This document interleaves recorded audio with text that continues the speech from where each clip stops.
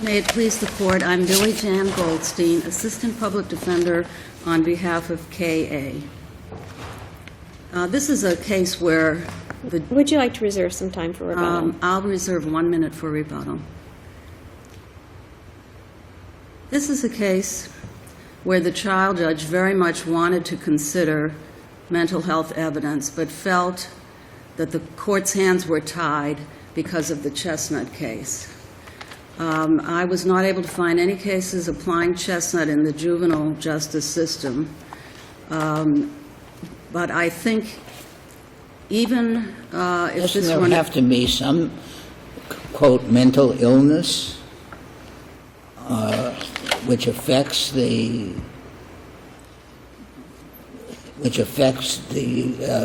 criminal liability or the juvenile liability for the acts of the defender? I'm sorry, I missed the beginning of the question. Are there any cases? Even in the Durham line of cases, which is not the law. Right. But there has to be some kind of mental illness which is responsible for the act. And ADHD is doesn't qualify in that event, does it? Well, that was not the only illness this child had. What else? I think that... Well, he was bipolar. Correct? I think that focusing, well, there was a proffer made that the psychologist, Dr. Scott, had found a very high likelihood that the child had Asperger's syndrome, Asperger's, which is a form of autism. Asperger's is not a defense. To make a long story short, it's not a defense to anybody. Or even that you've been Baker acted in the past. I think when you read the testimony of the child, that's what happened. When I read the testimony of the child, and he was asked, Let's say all this testimony were admitted. I'm sorry? It wouldn't let's say that all the testimony that had the examinations and the results, and they were all exactly what you say was happening to this child. So what? The result would have been exactly the same, because none of that is a defense to the proceeding. We would have had an explanation. I mean, the doctor... So what? What Dr. Scott... That's right. It's the, I had a bad childhood defense. Actually, he is in a bad childhood. It's not a defense. When I read the testimony of the child, it reminded me of the testimony of defendants in cases where epilepsy is a defense. The defense isn't, I had a bad childhood. The defense is, I'm not right as a person, and I cannot control myself because of my mental deficits. The child testified when he was asked whether Mr. Robinson said anything when he held the child's arms. He said, I didn't hear anything, but I don't know, I was zoned out. And then later he testified that everything was sort of blurry. And he says, when I get mad, everything gets blurry, which is very much like the testimony. Well, we didn't cite any epilepsy cases, but in the epilepsy cases, it's a similar thing. And we don't know exactly what Dr. Scott would have testified, although I believe it would have been that... But in the end, it wouldn't have been a defense. It would have been information that the judge needed in a juvenile courthouse. To what end would he or she have this information? So he had the information. He had the information that the child had 13 brothers and sisters, or no brothers and sisters, or that his father and his mother both ran away from home. So what? That's not relevant to the issues before that court or this one. If the response to what this child underwent, I'm saying on that day, before the principal came... The child was not the only one to testify in this case. Everyone described the actions of the child which were in violation of the criminal law, correct? That's true, but then there's the mental state.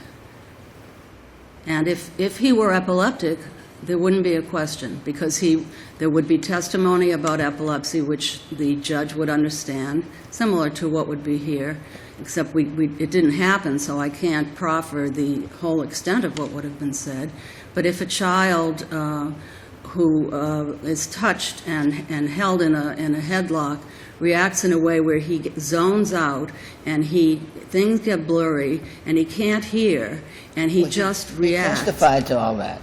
Excuse me? He testified to all that, didn't he? Well, he began to, but there was no expert to tie it all in to say that these are typical, predictable responses of a child with the particular mental illnesses that this child has, and that there's Is something. anybody going to testify that hitting somebody else unjustifiably is a typical reaction to the mental condition such as it was that this child had? Well, to the extent So that then it doesn't make any difference. well, to the extent that an epileptic can have a new trial. This is not an epileptic. I mean, to the extent that if he were a schizophrenic or a schizophrenic, that would be something else, but he isn't. We don't know the full extent of the evidence that would have come out, and I think that it has to be made clear that Chestnut does not exclude all mental health evidence, and that's the way it's being interpreted now. This judge wanted to hear the evidence and said, I think it's unfair that it's being excluded, and if the third district takes this case, I hope that they'll clarify for us, because it really didn't seem fair. This is not a typical bully who just said, I'm going to punch the assistant principal. This is a child who really, if we had had all the testimony, didn't know exactly what he was doing, was responding exactly the way you would predict if only this principal had known that this happens to be a special needs student. He said he found out, or... But this, if I recall, and my notes don't detail the interaction, but this interaction went on for a long time, at least 15 minutes. Yes. And they tried to calm this young man down, and he apparently calmed down, and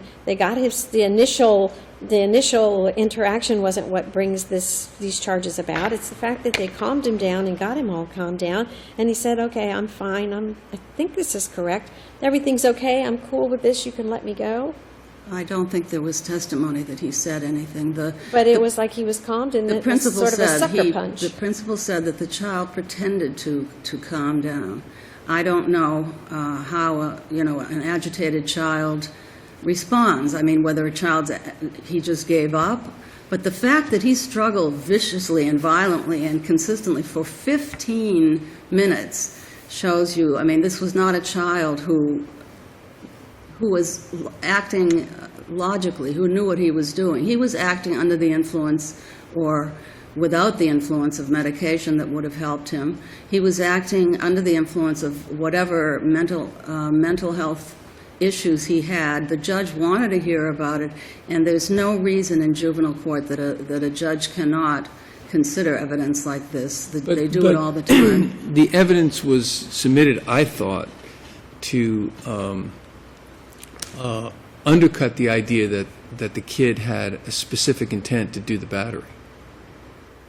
I think initially when there was a motion to dismiss, that was the intent, but when the judge denied... the evidence could come in possibly on other issues such as sentencing or what have you. And in fact, the juvenile judge was pretty light-handed in terms of dealing with this. Well, it was really too late by then.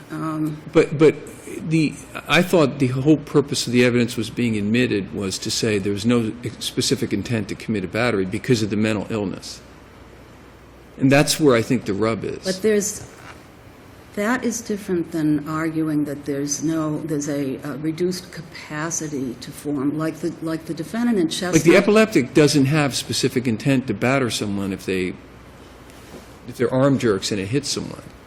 Isn't that why that's different? I don't know. I mean, in the cases where the epilepsy defense has been permitted, there's been a long series of actions that someone's kidnapped, someone's murdered, and yet it's an error not to allow the fact that this person is an epileptic and sometimes goes into momentary seizures. Even the epilepsy defense is not that the defendant is generally an epileptic and every 15 minutes or so or every 15 days he has a fit. It means that at the time that the crime is committed, he is under the influence of the epilepsy. Right. And was having a seizure and body was acting Right, and involuntarily. that's Yes. exactly what was happening here. He was like an epileptic going into this fugue state, but we don't have any testimony explaining it. So the purpose was to say there was no specific intent to commit the crime. It wasn't on the sentencing That's- part that the evidence was excluded. It was excluded on the issue of specific intent. That's right. No, that's And that does seem to correct. fall within Chestnut. Because that's No. what Chestnut said. Chestnut says there are two types of evidence. One type is this esoteric type that the average layperson does not understand, which is a sliding scale of culpability. The other type is the exceptions, which this case falls right within, which include epilepsy, medication, infancy, and, well, others that don't apply. The infancy was definitely a factor here. The child was 13. In a system where 13-year-olds can't even be direct filed unless they commit murder, more or less. Is there any single case in the history of the juvenile system in which your argument would not apply? The kid is acting like a kid. He's committing a bad act. He's committing a crime. The defense is he's sick. He's a kid. The argument is limited to quantifiable mental illnesses, which this, according to Dr. Scott, there were X number of factors, and this child had demonstrated 80% of them. And we don't know. He didn't get to testify about how a child with these disorders responds, and to kind of line it up with what this child, the few words that this child got out about his fugue state, his inability to hear, zoning out, and not really knowing what he was doing. This evidence fits within the exceptions. Do you have any case to support your proposition? This has, in the juvenile justice system. Do you have any case? No. Thank you. Thank you, counsel.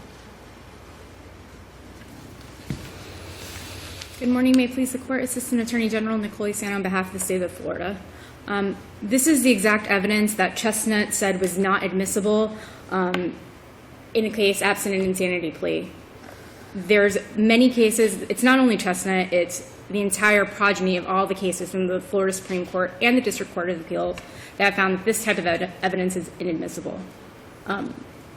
So if this court has any questions for the state, we respectfully... Why shouldn't, there are some exceptions in Chestnut. Yes. And why shouldn't an expert be able to try to demonstrate through testimony about this individual to show that the psychological and psychiatric problems that this individual manifested were not adequate to bring them within one of the exceptions in Chestnut? Why not? Why couldn't that be done? The exceptions in Chestnut are infancy, senility, epilepsy. They're specific articulable conditions. This is the exact opposite of that, where it's, he has these anger issues, he may have Asperger's. This is the exact evidence that in Chestnut they were saying, where in Chestnut, a quote from it is, the ability to assimilate and apply the finely differentiated psychiatric concepts associated with diminished capacity demands a sophistication, whereas critics would maintain a sophisticated bent that jurors and officers of the court ordinarily have not developed. This is exactly what Chestnut was saying. And the only argument here is that the court should have been able to consider it. The reason why not is the original slippery slope action. That if this comes in, every single case is going to be decided on the bad mental outlook of the defendant or the juvenile respondent. Exactly, Your Honor. Thank you. Thank you, counsel. Ms. Goldstein, one more minute. I don't think the slippery slope is a problem as far as what we're asking is to look. I think the majority of people, or of children, 14, 16, 17 years old, who introduce this evidence, they'd be lacking several of the factors that this child has. That this is a different case, and it's mainly, it was hinted at by the testimony of the child. This case falls within the exceptions. And the fact is, as far as being overly complicated psychiatric evidence. This is exactly the kind of evidence that juvenile judges hear every week when they're looking at competency to stand trial, ability to waive Miranda rights, the need for inpatient drug treatment or mental health treatment. And there's no slippery slope, because I'm limiting my argument to the facts of this case, where there's evidence that there's a direct link between the mental health issues and the actions of the child on the day in question. Ms. Goldstein, I'd like to make a comment, and that is, Yes. I think you've raised a very, very important, serious issue here. I want to thank you for briefing it. There seems to be problems in terms of us addressing it, and perhaps this is a legislative matter, or something the legislature should develop and look into, because it seems to me that, let's take a really extreme example. Let's say the child had killed the vice president.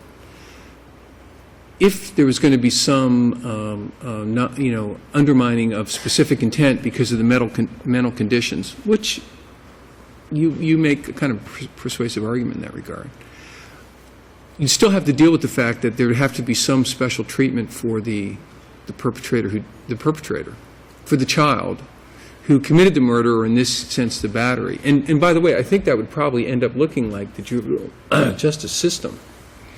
I think if the child had murdered the assistant principal, he would have been indicted and direct filed. And that, But then your argument would apply equally well, which is maybe he didn't have the mental state to have specific intent. but under Chestnut, I mean, your argument's not based upon the crime; it's based upon the mental state, that's right.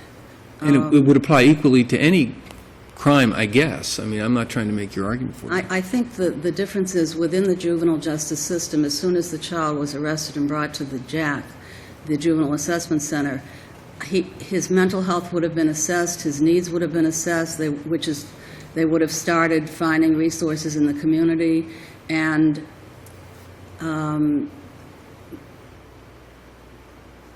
he would not be acquitted, if that's the concern. He would have been maybe found guilty of a lesser offense, or... You say he would not have been acquitted, then why are we here? Because I don't know how it would have gone, actually, when it comes to the battery. But we're not sitting around a table in a hospital or a mental institution deciding what is best for the child on the basis of what his condition is. We are here in an adversary proceeding, for good or ill, in which we must determine whether under the law there is some basis to reverse this adjudication. And what you're saying is sociologically and psychologically, maybe even psychiatrically, very accurate, but it's irrelevant to our pursuits here. The argument that I have made is that the result would have been different if the judge had been permitted to Hear the evidence. Hear the The evidence. result, you just said, he would not have been acquitted. No, That was a hypothetical I about was an adult thinking of the child. hypothetical, because in the murder case, there's various degrees and so on. Perhaps this child would have been acquitted or would have been found guilty of a simple battery rather than a violent third-degree felony, which is what he ended up being convicted of. Thank you. Thank you. We will take a short recess.